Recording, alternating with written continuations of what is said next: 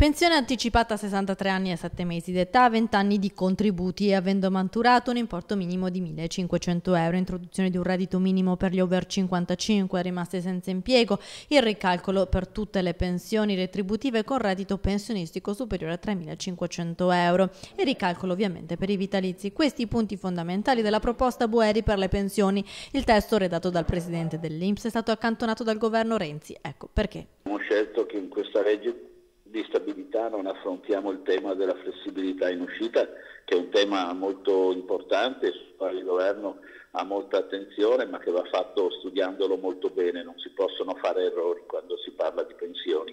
In secondo luogo perché dentro la proposta ci sono dei punti che vanno approfonditi, il taglio alle pensioni cosiddette alte. Si tratta di capirsi su cosa si intende per pensioni alte. Certamente 3.000 euro lordi non è una pensione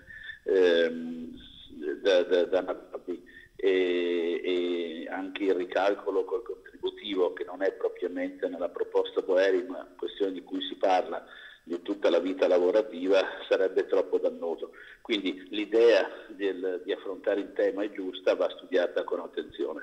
Oggi in Veneto per parlare di pensioni il sottosegretario Baretta interviene anche sul tema dei vitalizi. Se per vitalizi si intende la pensione che ciascuno matura per il lavoro che fa nel momento in cui lo svolge, mi pare che sia una polemica sbagliata. Se per vitalizi si intendono privilegi, sicuramente questi vanno tolti.